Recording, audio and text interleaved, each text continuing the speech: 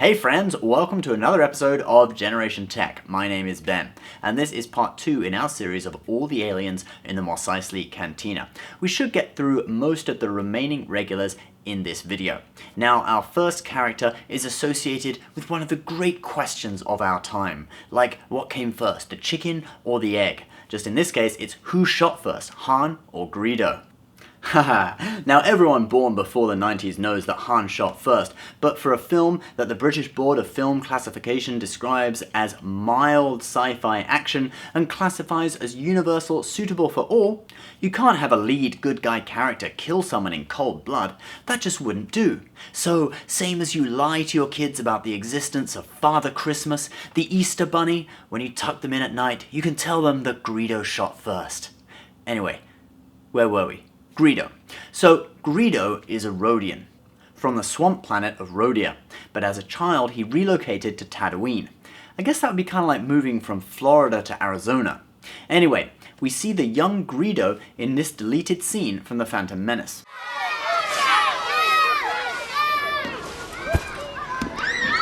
What's this all about? He said I cheated. Did you? No. You still think he cheated? Well, Annie, you know the truth. You'll just have to tolerate his opinion. Fighting will not change it. After Greedo grew up, despite being a hit with the ladies for some strange reason, Greedo, baby, there you are. Greedo was a slimy double-crosser.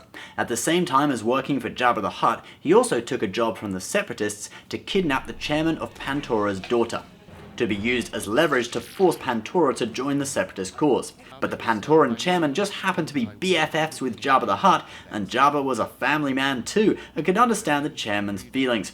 Greedo's deeds were exposed. The incident culminated in a shootout in the Mos Eisley Cantina where the family shot all of Greedo's men, saved their daughter, and Greedo managed to slip away. Jabba can't have been too displeased with Greedo because he still employed him as a bounty hunter after the incident.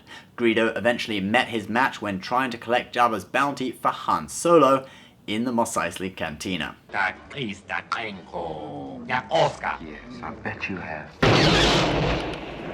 Now we have the Tonica sisters. See these two girls that Wooher is trying to chat up? They were two human females from the planet of Emberlin. But they were not the Tonica sisters at all. That was just their alias. They were actually Shada Dukal and Carolee Dulin, two mercenaries and members of a powerful all-girl group. No, not that one. Yes, the Mistral Shadow Guard, an organization that carried out missions across the galaxy to raise funds and support for their home planet, which had been devastated by war. During the Galactic Civil War, the organization was allied with the Rebel Alliance and with the New Republic afterwards. They also helped the Smugglers Alliance take control of the spice mines of Kessel. So why were they on Tatooine at this time? Well, they had stolen an Imperial strike cruiser and crashed it on Tatooine. The cruiser's hold contained a device connected with the second Death Star super laser known as the Hamatong, that they were originally hired to guard by the Empire.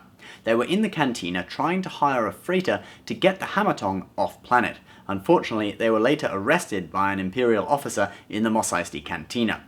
The rest of the story you can find in the book Tales of the Mos Eisley Cantina. All legends, of course. Next is Momaw Nadon. He had been a high priest on his homeworld of Ithor. When the Galactic Empire threatened his world with destruction and demanded access to Ithorian agricultural knowledge, Nadon, in order to save his planet, gave away the Ithorian secrets.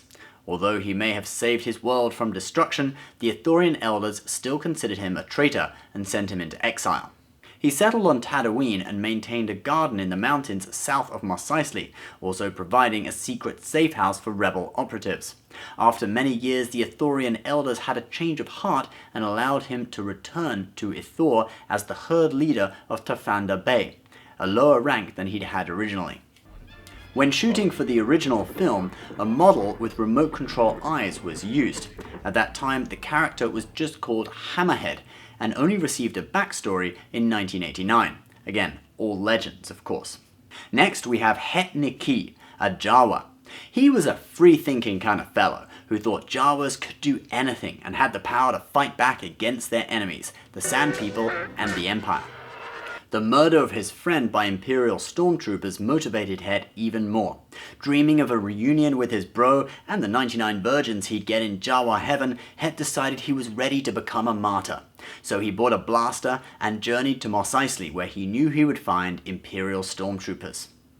He stopped by the cantina and purchased a stimulant off some drug dealer to get high and increase his confidence, but when he actually tried to carry out his attack on a group of stormtroopers outside the cantina, his blaster failed to fire due to a missing battery pack. Het, you should have just used some of your black magic, man.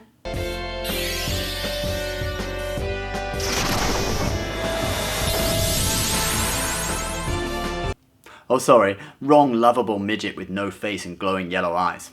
Next we have Dannik Jerriko, a bounty hunter from the planet of Anzat.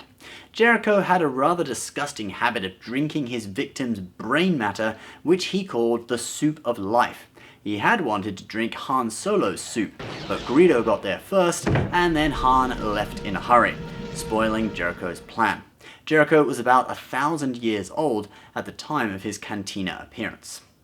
Lastly, we have BoShek, who was from Corellia, the same planet as Han Solo. He was also in the same line of work as Han, smuggling, but with one difference that set him apart. He was force sensitive. This made him an excellent pilot, and he actually beat Han's Kessel Run record.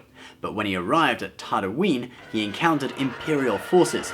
He destroyed several TIE fighters in the skirmish, and then escaped to Mos Eisley with a damaged ship. When he arrived at the cantina, Obi-Wan could sense the Force in him and greeted BoShek saying, "May the Force be with you, my friend." Obi-Wan actually offered to train him in exchange for passage to Alderaan, but Imperials were looking for BoShek's ship, so instead he introduced Obi-Wan to Han and Chewie, and the rest is history.